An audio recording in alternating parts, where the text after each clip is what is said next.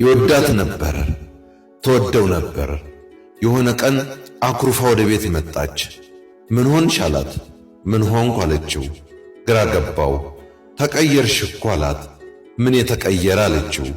ሲጠይቃት ከመልስ ይልቅ ጥያቄ ቀናት። ፊቷን አዙራ ተኛች። ጀርባውን ሰጥቷት ተኛ። ቀናት ሄደ። ዝምታዋ ጸና።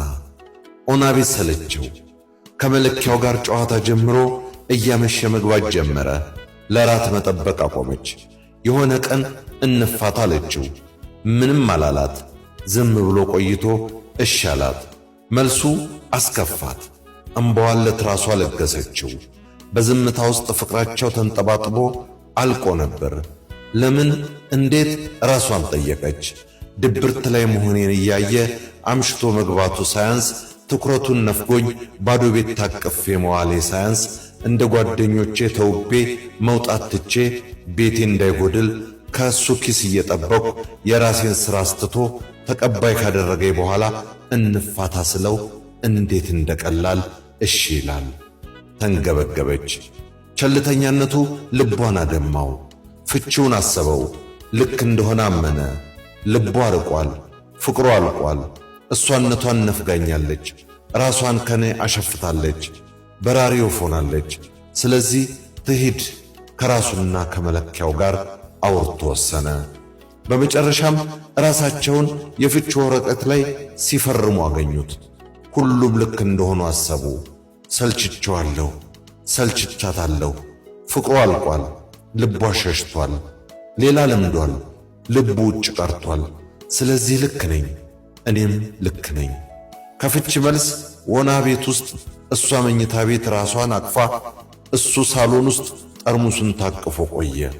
በኋላ ግን ዝም ብዬማ አልተዋትም እነግራታለሁ ብሎ ከመቀመጫው ተነሳ።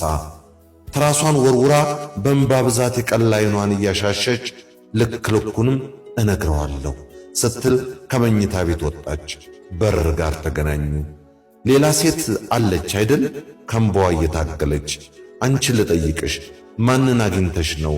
በልህ ዓይኑን እያፈጠጠ ጭራሽ እኔን ትጠረጥረኛለህ? መቼ ከቤት ወጥቼ ነው ለዛ የምደርሰው? ደግሞስ ምን ልሁን ብዬ ባንተ ላይ ደርባለሁ? እኔ እኮ አፈቅርሃለሁ። እምባዋ ተዘረገፈ። አትዋሽ። ያለ ምክንያት እንዴት ዝም ብለሽ ታኮርፊያለሽ? ታዲያ የዘጋሽኝ እኮ አንቺ ነሽ። ምን ሆነሽ ነው ስልሽ ጀርባሽን ሰጠሽኝ። እና ምን ላድርግ? መቼ ትኩረት ሰጥታኝ የምታውቀውን ነው። የጓደኞቼ ባሎች ሚስቶቻቸውን ሲያዝናኑ፣ አንተ ግን ከሰኞ እስከ ዓርብ ሥራ ብለህ ታመሻለህ።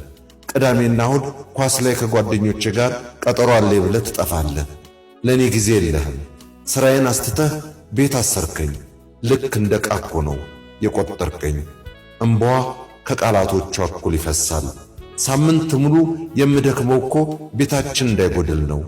ለነጋችን ለወደፊት ሕይወት ብዬ እንጂ ሳምንት ሙሉ ምን አታግልኝ። በመጠጥ በተኮላተፈ አንደበት ራሱን ለመከላከል እየሞከረ እና ዛሬን እየገደልክ ነው እንዴ ነገን የምትሠራው? ሁሉ ነገር እኮ ልክ አለው። ከፍቅርህ ነፍገህ ነው እንዴ ለገንዘብ ጊዜ የምትሰጠው? የምንኖረው እኮ ውስን ዓመታት ነው። የለፋህለት ነገ ዛሬህን ሲወስድ እንዴት ዝም ትላለህ? ለወደፊታችን ያልከውን ሕይወት ለማሳካት እኮ እኔን መተው አይጠበቅብህም። ከገንዘቡ እኮ ፍቅራችን ይበልጣል።